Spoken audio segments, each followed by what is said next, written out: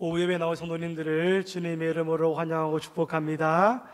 우리 함께 오늘 나눌 말씀은 열왕기상 13장 말씀입니다. 열왕기상 13장 1절에서 6절까지 말씀입니다. 열왕기상 13장 1절에서 6절까지 말씀을 저와 한 절씩 교독하여 읽도록 하겠습니다. 제가 먼저 1절 읽습니다. 보라, 그때에 하나님의 사람이 여호와의 말씀으로 말미암아 유다에서부터 베델에 이르니 마침 여로보암이 제단 곁에 서서 분향하는지라. 하나님의 사람이 제단을 향하여 여호와의 말씀으로 외쳐 이르되, 제단아 제단아, 여호와께서 이와 같이 말씀하시기를, 다윗의 집에 요시아라 이름하는 아들을 낳으리니 그가 내 위에 분향하는 산당 제사장을 내 위에서 제물로 바칠 것이요 또 사람의 뼈를 내 위에서 사르리라 하셨느니라 하고, 그날에 그가 징조를 들어 이르되, 이는 여호와께서 말씀하신 징조라. 제단이 갈라지며 그 위에 있는 재가 쏟아지리라 하매, 여로보암 왕이 하나님의 사람이 베델에 있는 제단을 향하여 외쳐 말함을 들을 때에 제단에서 손을 펴며 그를 잡으라 하더라. 그를 향하여 편 손이 말라 다시 거두지 못하며, 하나님의 사람이 여호와의 말씀으로 보인 징조대로 제단이 갈라지며 재가 제단에서 쏟아진지라. 왕이 하나님의 사람에게 말하여 이르되, 청하건대 너는 나를 위하여 내 하나님 여호와께 은혜를 구하여 내 손이 다시 성하게 기도하라. 하나님의 사람이 여호와께 은혜를 구하니 왕의 손이 다시 성하도록 전과 같이 되니라. 아멘. 2001년도에 이 노르웨이의 왕세자였던 하콘이 호입이라는 여인과 결혼을 하려고 했습니다. 이 소식을 들은 국민들은 단체로 반발을 했습니다. 그 이유는 신부의 과거사 때문입니다. 그녀는 4살짜리 아들을 둔 미혼모였을 뿐 아니라 마약을 상습적으로 사용하던 우슬로의 파티장에 자주 드나드는 여인이었기 때문입니다. 그러니 노르웨이 국민들은 이런 사람이 왕세자비가 되고 왕비가 된다는 사실을 받아들일 수가 없었습니다. 그렇게 여론이 험악해지던 어느 날 호이비는 방송에 나와서 이렇게 말했습니다. 저는 지금까지 선을 넘으며 살아왔습니다. 왕세자비가 될 만한 자격이 없습니다. 하지만 저는 그 과거의 삶을 깊이 뉘우치고 있습니다. 한 번만 기회를 주시고 지켜봐 주십시오. 그녀는 자신이 지었던 잘못들을 고백하며 용서를 구했고 바르게 살겠노라라고 눈물을 흘리며 그들 앞에서 호소했습니다. 그러자 여론은 급속히 바뀌었습니다. 40%의 사람들이 그녀를 좋은 사람이다라고 평가하였습니다. 또 다른 설문에서는 84%가 그녀는 정직한 사람이다라고 답을 하였습니다. 그리고 결혼식 당일이 되었을 때 오슬로 시민의 4분의 1인 12만 명이 거리에 나와서 그들의 결혼을 축하해 주었습니다. 그녀는 자신의 과거를 돌아보며 회개하였고 바르게 살겠다라고 결단함으로 사람들의 축하 속에 새로운 삶을 시작할 수 있었습니다. 자신의 삶을 돌아보고 뉘우치기란 정말 어렵습니다. 하지만 그것을 뉘우치고 회개하고 돌아선다면 새롭게 시작할 수 있습니다. 이는 신앙생활에서도 마찬가지입니다. 성도가 하나님의 법도에서 벗어났을 때 하나님의 법도와 책망과 권면의 말씀을 듣고 회개하여 돌아온다면 그 사람은 회복을 누릴 수 있습니다. 다시 하나님과의 사귐을 가질 수 있고 하나님과의 관계에서 진짜 기쁨과 즐거움을 누리며 살 수 있습니다. 오늘 이 시간 말씀을 통해서 우리 모습을 돌아보기 원합니다. 우리가 오늘 주어지는 말씀을 통해 우리를 살펴보고 우리가 혹 잘못된 길로 걷고 있다면 하나님, 제가 잘못 걸었습니다. 하나님, 제가 다시 돌이킵니다라고 고백하고 다시 그 하나님께로 나아가게 되는 저와 모든 여러분 되시기를 주님의 이름으로 축원합니다. 하나님께서 솔로몬을 사랑하셔서 그에게 많은 복을 주셨습니다. 지혜도 주시고 부귀도 주시고 영광도 주셨습니다. 나라는 평안했고 모든 일이 형통하였습니다. 그런데 어느 순간 솔로몬은 변하기 시작합니다. 하나님께 주신 그 왕의 규례를 완전히 어기게 되었습니다. 그 왕의 규례가 무엇입니까? 말과 병거를 많이 두지 말라. 자기를 위하여 은과 금을 쌓지 말라. 여인을 많이 두지 말라. 도리어 하나님 말씀을 곁에 두고 읽고 배워라. 이것이 하나님께서 그 왕에게 주신 명령이었습니다. 그런데 솔로몬은 애굽에서 말들을 많이 들여왔고 병거들을 많이 두었습니다. 자기를 위해서 금과 은을 쌓았습니다. 여인들을 많이 두었고 산당을 지어 그들로 우상 숭배를 할 수 있도록 배려 아닌 배려를 해 주었습니다. 사실 하나님은 이미 2차례나 솔로몬에게 나타나셔서 다른 신들을 섬기지 말라, 말씀을 따라 살아가라, 이렇게 권면하셨습니다. 그러나 솔로몬은 잘못된 길을 걷고 말았습니다. 그 결과 하나님은 그 솔로몬에게서 10지파를 빼앗아 여로보암에게 주셨습니다. 하나님은 여로보암에게 이렇게 말씀하십니다. 솔로몬이 우상 숭배를 했기 때문에 내가 너에게 10지파를 주겠다. 그러니 만일 내가 명령한 모든 일에 네가 순종하고 내 길로 행하고 내 눈에 합당한 일을 하고 내 종 다윗이 행한 같이 내 율례와 명령을 지키면 내가 너와 함께 있어서 다윗을 위하여 그 집을 세운 것처럼 너를 위하여 견고한 집을 세워주겠다. 이스라엘을 내게 주겠다라고 말씀하셨습니다. 하나님께서 여로보암에게 나라를 주신다 했고 나를 잘 믿고 잘 섬기고 잘 따라오면 그 집을 견고하게 하겠다라고 약속하셨기 때문에 여로보암은 이제 하나님만 열심히 믿고 섬기면 됩니다. 그런데 여로보암은 왕이 되자마자 바뀝니다. 완전히 변해버립니다. 베델과 단에 금송아지를 치어서 놔둡니다. 그리고 그 금송아지들을 가리켜 무엇이라 말하냐면 이것이 너희를 애굽에서 인도하여 낸 너희의 신들이다라고 말합니다. 금송아지를 향하여서 이것이 너희를 구원한 신들이다라고 여로보암은 말합니다. 그리고 자기 마음대로 절기를 정하고 직접 제단에 올라가서 분향하였습니다. 여러분, 여로보암은 왜 이런 행동을 했습니까? 하나님께서 하신 말씀을 믿지 못했기 때문입니다.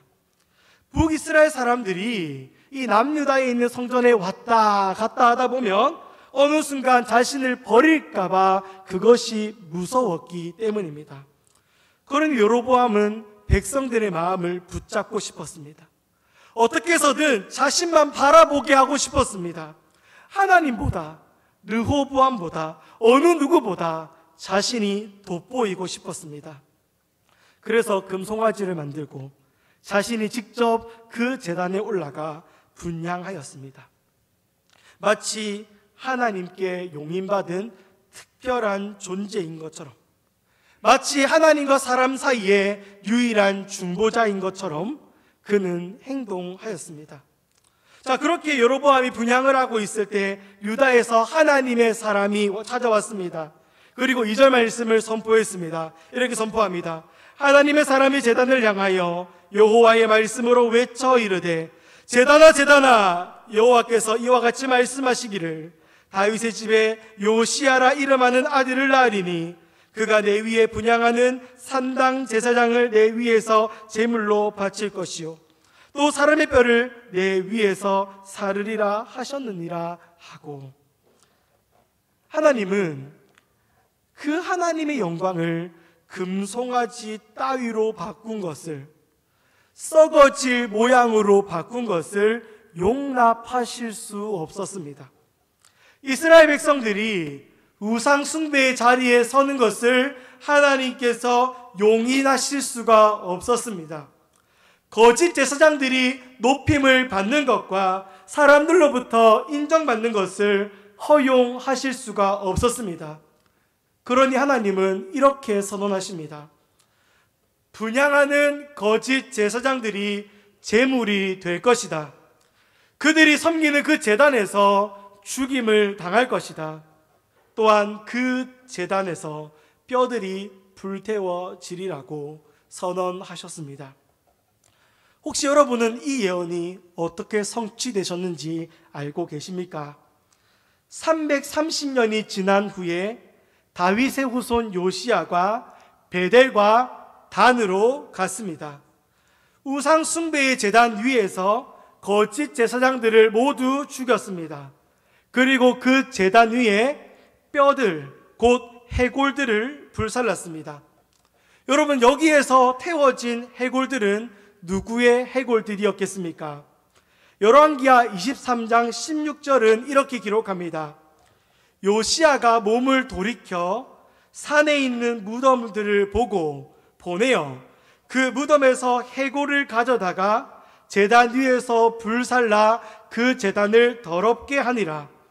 이 일을 하나님의 사람이 전하였더니 그 전한 여호와의 말씀대로 되었더라. 아멘. 성경이 기록한 게 무엇이냐면 과거 330년 전에 예언되었던 그 말씀이 요시야를 통해서 응하게 되었다, 성취되었다라고 성경은 기록하고 있습니다. 그 해골들이 어디서 왔냐면 제단 옆에 산에 있었는데 그 산에는 무덤들이 있었습니다. 마치 그 나라의 공신들의 무덤인 것처럼, 신앙을 잘 지킨 그 신앙의 조상들의 무덤인 것처럼 제단 바로 옆에 무덤들이 있었습니다. 요시야는 그 제단 옆에 있는 그 산의 무덤에서 해골들을 꺼내어 제단에서 불살라 버렸습니다. 역대하 34장 5절에 보면 이 해골이 누구였는지를 이렇게 기록합니다. 제사장들의 뼈를 제단 위에서 불살라 유다와 예루살렘을 정결하게 하였으며, 이 해골은 우상 숭배를 했던 제사장들의 해골이었습니다.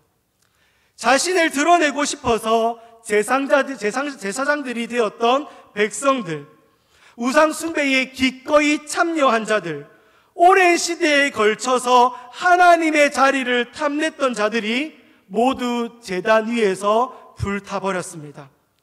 하나님은 이 악인들을 불태우심으로 이 땅에 뼈조차도 남지 않게 하셨습니다. 하나님은 우상 숭배자들, 하나님의 영광을 가로채는 자들, 하나님을 이용하여 자기 이득을 챙기는 자들, 하나님을 팔아먹는 자들을 심판하십니다. 그러니 여로보암도 심판의 대상입니다. 왜냐하면 여로보암은 우상 숭배를 계획한 자였고 심판 선고를 직접 들은 자였으며 거짓 제사장으로 이 제단 위에서 분향하고 있기 때문입니다. 그러니 하나님이 여로보암에게 이렇게 말씀하고 있는 겁니다. 오늘 본문에서 이렇게 말씀하고 있는 겁니다. 네가 죄인이다. 네가 죽어야 할 자리가 여기이다.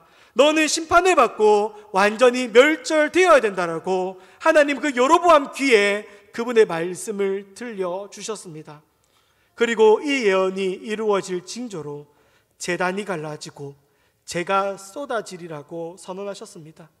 이 징조의 의미는 네가 아무리 높아지고 높은 자리에 있고 높아지려고 노력할지라도 하나님이 가르고 하나님이 찢고 하나님이 무너뜨려 너를 땅 아래로 던지시겠다라는 의미입니다.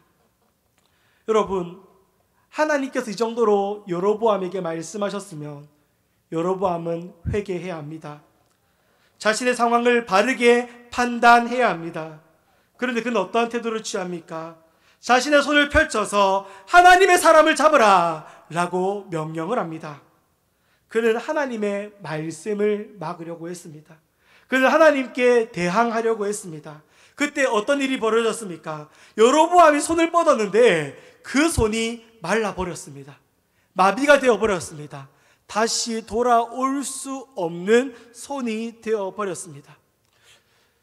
왜 하나님께서는 여로보암의 손을 마르게 하셨을까요? 말을 못하게 하실 수도 있고 그 군사들의 몸을 멈추게 하실 수도 있음에도 불구하고 하나님께서는 무엇 때문에 그 여로보암의 손을 멈추게 하셨습니까? 그 이유는 그들에게 있어서 손은 능력을 의미했기 때문입니다. 손이 말랐다는 의미는 아무런 능력이 없다라는 의미입니다. 여로보암에게는 하나님을 대항할 능력이 없습니다.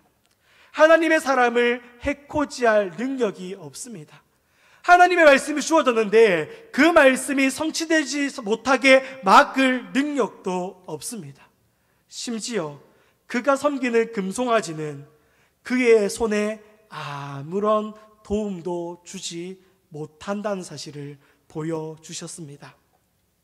시편 115편 4절에서 8절 말씀을 보면 이렇게 기록하고 있습니다. 우상은 사람이 금과 은으로 만든 겁니다. 말도 못하고 보지도 못하고 듣지도 못하고 냄새도 맡지 못합니다. 손으로 무엇인가를 만질 수도 없고 발로 걷지도 못합니다. 작은 소리조차 내지 못합니다. 우상을 만드는 자들도 그리고 그것을 의지하는 자들도 우상과 같아진다라고 성경은 말하고 있습니다. 여로보암은 그가 섬기는 우상처럼 아무런 능력이 없는 사람입니다. 그리고 손이 굳은 여로보암 앞에서 제단은 갈라졌습니다. 계속해서 우상을 숭배하고 자신을 높이며 산다면 심판받아 완전히 멸망할 것을 하나님께서는 그의 눈앞에서 보여주셨습니다. 우리는 이 단락을 읽으면서 잠시 사울을 한번 떠올려 볼 필요가 있습니다. 사울은 하나님께 버림받은 사람입니다. 여러분, 사울은 무엇 때문에 하나님께 버림을 받았습니까? 하나님께서 사울에게 아말렉을 쳐서 진멸하라라고 명령하셨습니다. 하나님은 사울에게 능력도 주시고 힘도 주셨으며 사울은 그 힘을 힘입어서 아말렉을 쳐서 이겼습니다. 그때 사울은 어떤 행동을 했습니까? 가장 먼저 했던 행동이 자신을 위하여 기념비를 세우는 행동이었습니다. 하나님이 하셨다가 아니라 내가 했다라고 하며 그들 앞에서 자신의 이름을 세웠습니다. 또한 자신을 위해 물질을 탈취하기 바빴습니다. 하나님께서 진멸하라고 하셨지만 양과 소의 가장 좋은 것들을 그는 살려왔습니다. 실제로 사무엘은 사울을 향해서 이렇게 말하기도 했습니다. 탈취하기에만 급하여 하나님의 목소리를 청종하지 않는 악을 행하였습니다 라고 말하였습니다. 게다가 사울은 자신이 원하는 대로 예배를 드리려고 했습니다.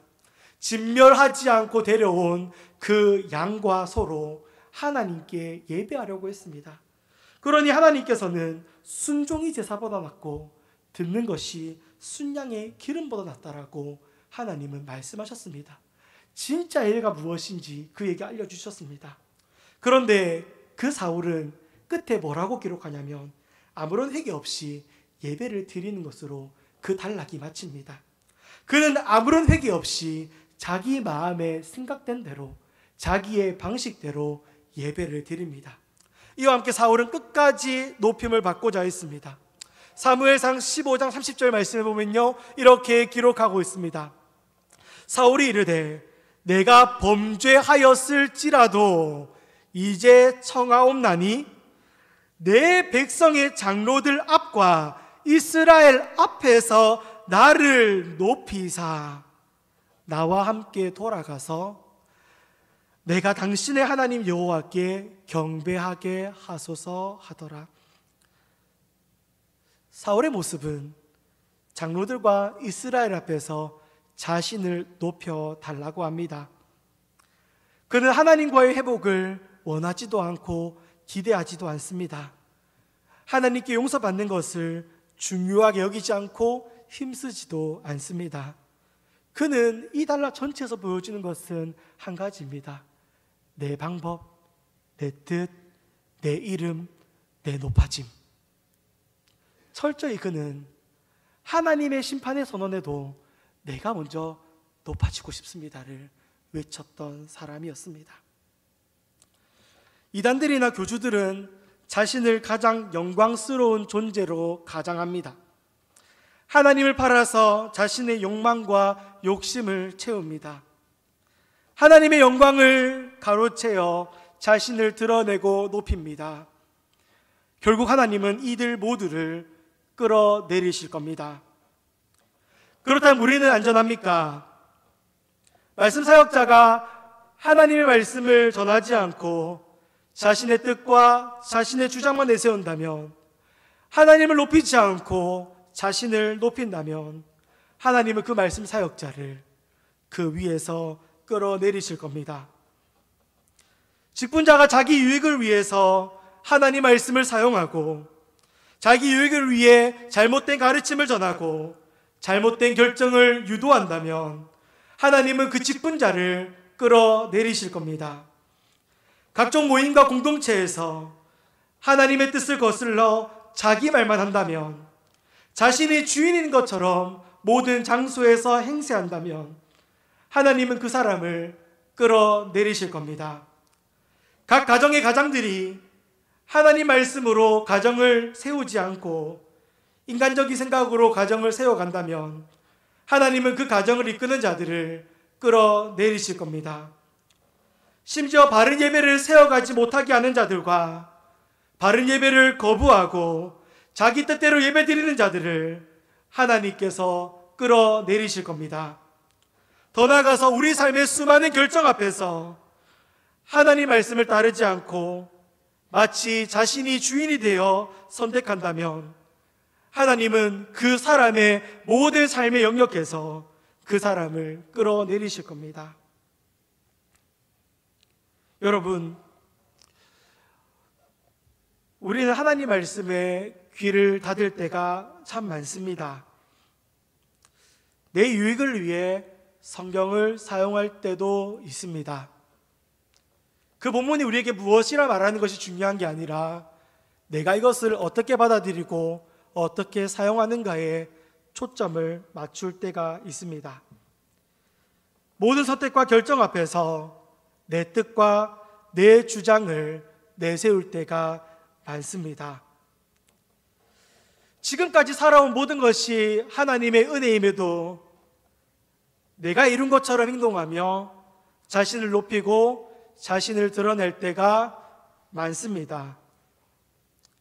어쩌면 우리 모두는 자신을 높이는 우상 숭배자들이며 심판을 받아야 할 대상일 수도 있습니다. 그런데 참 놀라운 사실은 이 본문에서도 그 하나님의 은혜가 여전히 기록되어 있다는 사실입니다. 우리에게는 하나님의 은혜를 입을 기회가 있고 용서를 얻을 기회가 있습니다. 우리의 삶을 교정할 수 있는 기회가 있습니다. 우리 6절 말씀 같이 한번 읽어보도록 하겠습니다. 6절입니다. 시작. 왕이 하나님의 사람에게 말하여 이르되 청하건대 너는 나를 위하여 내 하나님 여호와께 은혜를 구하여 내 손이 다시 성하게 기도하라. 하나님의 사람이 여호와께 은혜를 구하니 왕의 손이 다시 성하도록 전과 같이 되리라. 아멘. 손이 말라버린 여로보암이 하나님의 사람에게 청했습니다. 자신을 도와달라고 간청하였습니다. 하나님께 은혜를 구해 주십시오. 그래서 내 손이 다시 성하게 해 주십시오라고 말입니다. 이에 하나님의 사람이 여호와께 은혜를 구했습니다. 그랬더니 여로보암의 손이 전과 같이 성하게 되었다라고 성경은 기록하고 있습니다. 하나님께서는 이 상황을 통해 무엇을 가르쳐 주십니까? 죄악 가운데 거하는 악인이라도 심판이 선고되어 멸망의 자리에 있다고 할지라도 하나님께 은혜를 구하고 하나님께 엎드린다면 그 누구나 은혜를 입을 수 있다라고 성경은 우리에게 가르쳐 주고 있습니다. 호세아 선지자는 이렇게 기록합니다. 오라 우리가 여호와께로 돌아가자. 여호와께서 우리를 찢으셨으나 도로 낫게 하실 것이다. 우리를 치셨으나 우리를 싸매어 주실 것이다. 우리를 이틀 후에 살리시며 셋째 날에 우리를 일으키시리니 우리가 그의 앞에서 살 수 있을 거다. 심판을 받고 버림받은 자들일지라도 하나님께로 돌아가면 회복을 얻을 수 있습니다. 우리의 죄가 주홍 같을지라도 눈과 같이 희어지는 은혜, 진홍같이 붉을지라도 양털같이 희게 되는 은혜를 우리는 입을 수 있습니다.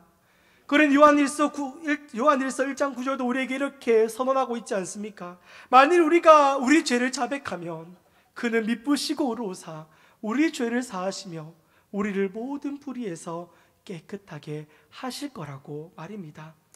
성도 여러분, 우린 여러 가지 죄를 짓고 살아갑니다. 어쩌면 죄로 인해 무너지는 순간을 경험했을 수도 있고 아예 바닥까지 떨어진 상황을 경험하고 있을 수도 있습니다.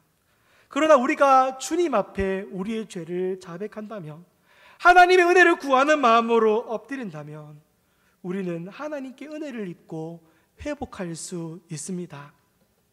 그런데 여기에 더 놀라운 사실이 하나 더 담겨 있습니다. 하나님께서는 그 죄인들이 돌아올 수 있도록 기회와 시간까지도 허용하신다는 사실입니다. 죄인들이 죄를 짓고 나서 그 죄를 깨닫고 돌아온 데까지 얼마나 오랜 시간이 걸리겠습니까?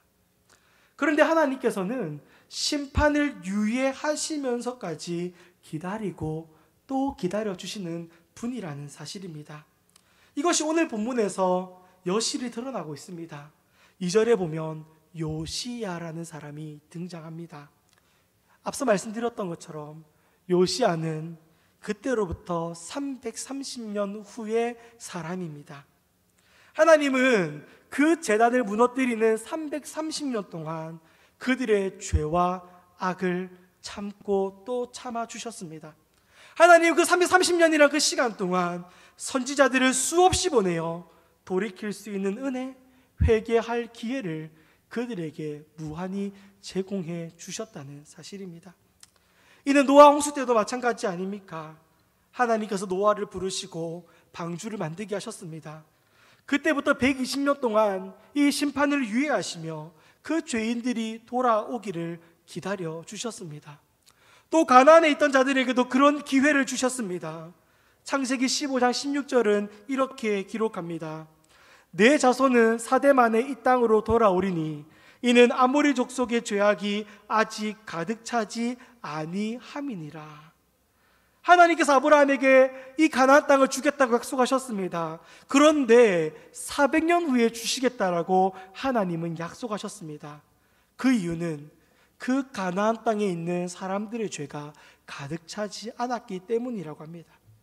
하나님은 400년이나 그 심판을 미루시면서까지 그 가나안에 있는 백성들이 회개할 수 있는 기회를 주셨습니다. 이런 시각에서 바울도 이렇게 고백하였습니다. 내가 긍휼하심을 입은 까닭은 예수 그리스도께서 내게 먼저 일체 오래 참으심을 보였기 때문이다.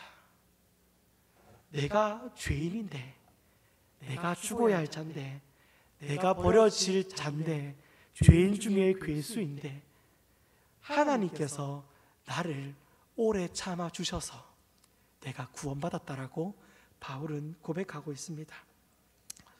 여러분, 하나님께서 죄인인 우리를 기다려주지 않으시고 치셨더라면 어느 누가 이 자리에 서 있고 어느 누가 이 자리에 앉아 있겠습니까? 어느 누가 용서를 받을 수 있겠습니까? 하나님께서 우리를 오래 참으심으로 기다려 주셨기에 우리는 오늘도 이 자리에 있으며 오늘도 우리에게는 회개할 기회가 있지 않습니까? 그러니 지금이 은혜 받을 만한 때이고 지금이 구원의 날입니다. 그러나 우리가 하나님의 인자하심과 용납하심과 길이 참으심을 끝까지 무시하고 멸시한다면, 고집스럽게 회개하지 않는다면 하나님의 의로운 심판이 일어나는 그날에 우리는 진노를 받고 말 겁니다. 성도 여러분, 우리에게는 아무 능력이 없습니다. 우리 스스로 이룬 업적은 아무것도 없습니다. 하나님께서 후 부시는 그 순간 우리는 사라져버릴 연약한 존재입니다. 그러니 우리는 하나님 외에 다른 것을 섬기는 그 모든 삶을 멈춰야 합니다. 하나님 말씀을 악용하는 악한 마음과 모습을 없애야 합니다. 자신을 드러내고 자신을 높이는 그런 삶을 그만두어야 합니다. 자신의 유익과 이득을 담하여 하나님 말씀을 저버리는 악한 행동을 제거해야 합니다. 도리어 우리는 말씀에 무릎 꿇는 자들이 되어야 합니다. 말씀에 따라 걷고 말씀에 따라 멈춰야 합니다. 어떻게 해서든 나의 주장과 나의 뜻을 꺾어버리고 하나님을 위하여, 그분의 영광을 위하여 움직이는 자들이 되어야 됩니다. 하나님을 위해 드러나고 하나님만을 드러나고 높아질 수 있도록 우리를 항상 십자가 뒤로 감추고 우리 자신을 낮추어야 합니다. 그런데 이런 삶을 살기가 참 쉽지 않습니다. 우리의 본성이 하나님을 미워하고 죄를 사랑하기 때문입니다. 그러니 우리는 은혜를 구해야 합니다. 하나님, 우리가 이러한 삶을 살지 않도록 하나님 붙들어 주옵소서. 하나님 따라 살지 못한 우리의 삶을 용서하여 주옵소서. 하나님 말씀대로 살아갈 수 있는 힘과 용기를 주시고 그렇게 살 수 있도록 우리의 마음을 움직여 달라고 우리는 도움을 구해야 합니다.